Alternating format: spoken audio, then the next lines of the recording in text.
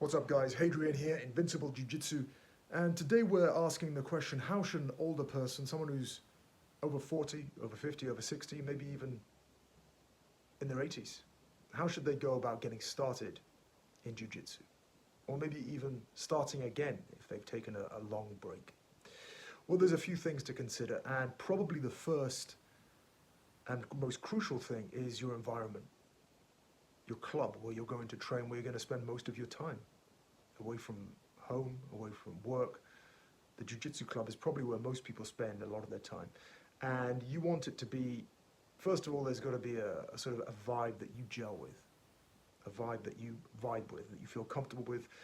Do you like the ethos of the club, the mentality of the club? And these things are all set by the head instructors, by the person that owns the club. But in terms of physicality, if you go to an MMA club, let's say, or a Jiu-Jitsu club where there is MMA is a strong component. And most of the people there are in their 20s.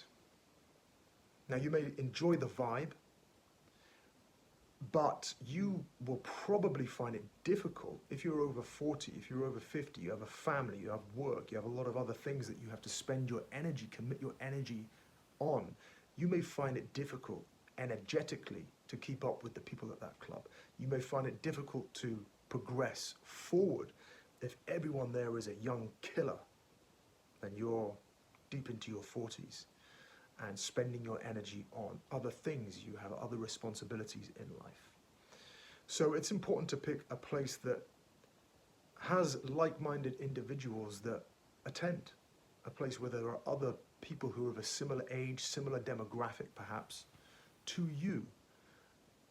This would imply that, first of all, the club knows how to cater to older people, older practitioners, knows how to take care of them, which is important because when you're 20, training at 20 is different. It is. It's different than training at 40 or even 50 and 60. It's absolutely a different thing. And it's important to find a coach and a club that understands this and can cater for this. What else is there? Then there's the physicality of Jiu-Jitsu itself. Jiu-Jitsu is a very physical art. Now, there's less risk generally of injury than there are with things like wrestling, judo, these high-impact sports where there's a lot of throwing, and Muay Thai, where there's, now, of course, Muay Thai is practiced differently from place to place, but generally the risk of concussion or injury is not as high with Jiu-Jitsu as it is with other arts, but still, Jiu-Jitsu is a full contact sport. It's a combat sport, and it is dangerous. It can be dangerous. And there are a lot of demands placed on one's body physically. If you are getting into Jiu-Jitsu for the first time and you have no background in martial arts or any sort of hard, demanding sports where your body has been really put through the ringer, and I'm not talking about running up hills and endurance running or endurance cycling or these kinds of things. The kind of stress that your body will face at your average Jiu-Jitsu club is very different than most other sports can ever hope to prepare you for. There's a lot of twisting and talking and getting squashed and explosive movement involved. It can be pretty intense. And there is a certain level of proprioceptive awareness, your body's awareness of itself in space, in movement, in a sort of movement situation, and a certain amount of tissue tolerance, how adapted your tissues are to certain movement patterns. These things take time to cultivate. And so it's an important consideration. Again, this is why it would behoove you to find a club where they do have older practitioners, where they're not just throwing people in at the deep end, and they understand that they need to acclimatize a person to training in this new way. So that's very important. You've got to think about acclimatizing yourself to training. Even if you do find a club where they know how to cater to older practitioners, again, it behooves you, it behooves one to go slowly and allow your body and your mind and your understanding of yourself in this new environment, allow time for that adaptation process to take place. In terms of the learning aspect, this is something that is also pretty crucial as far as my perception. I believe that finding a school where there is a curriculum of fundamental techniques is far more conducive to learning effectively than finding a school where they're just throwing anything on the menu every day and it's different there's no rhyme or reason, it's just something different every lesson. They have a different instructor coming in and he's showing something different from the last guy, and there's nothing is joined together, there's no structure, there's no system, there's no curriculum. Training in this way is difficult for anybody to get better on a steady curve. It's very difficult, certainly to get better quickly. Having a curriculum, having a system in place, just like learning anything else, when you learn to drive, you don't just get in there and start twisting and pulling levers, and you don't just get on the freeway and hit 90 and start bombing down the freeway. No, there's a system. There's a system in place to train you very slowly in the fundamental movements. Understanding the car, understanding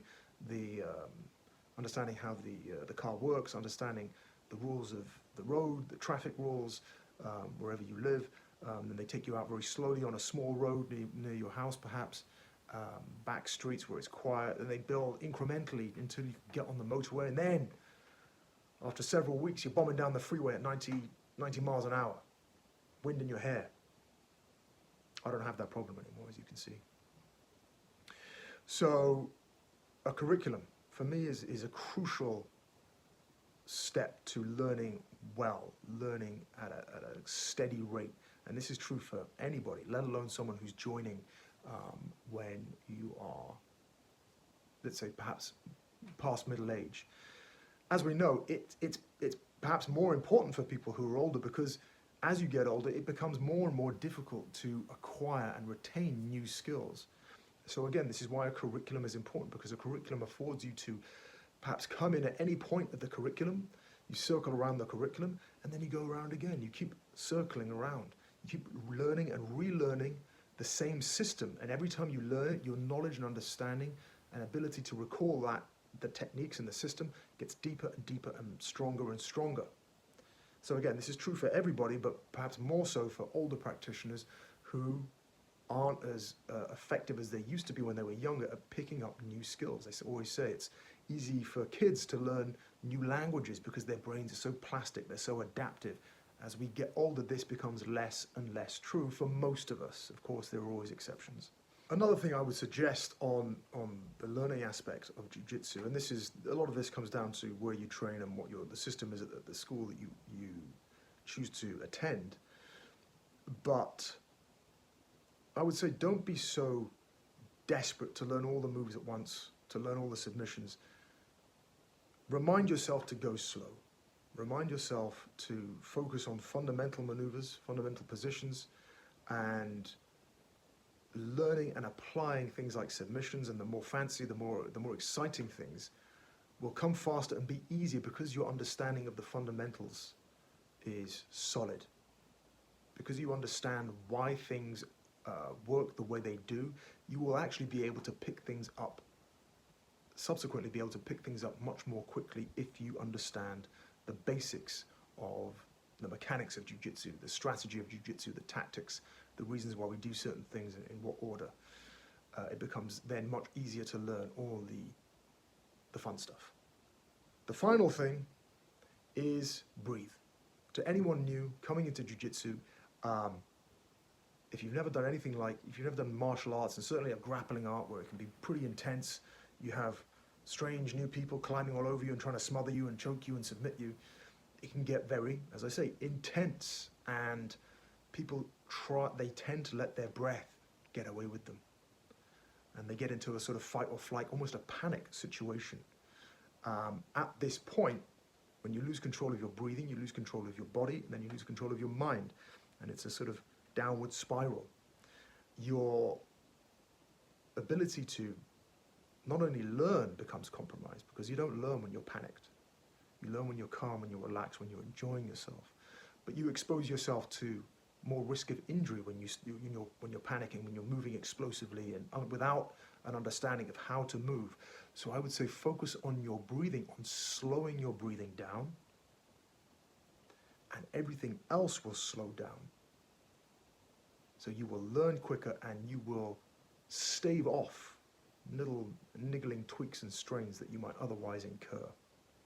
So that's it, guys. That's my advice for anyone who is looking to get into jiu-jitsu. If you're watching this video and you've never done anything like jiu-jitsu before, I salute you, because you are, just by watching this video, you are taking the first step on a lifelong journey. And jiu-jitsu is a beautiful, life-affirming, can be life-changing experience. So congratulations for coming this far, and I hope you enjoy the rest of your journey, whatever you choose and wherever you end up. Guys, if you like this video, if you enjoyed the content, you found it useful, please like the video, share the video, subscribe to the channel. It helps us spread the good word. And until then, train well.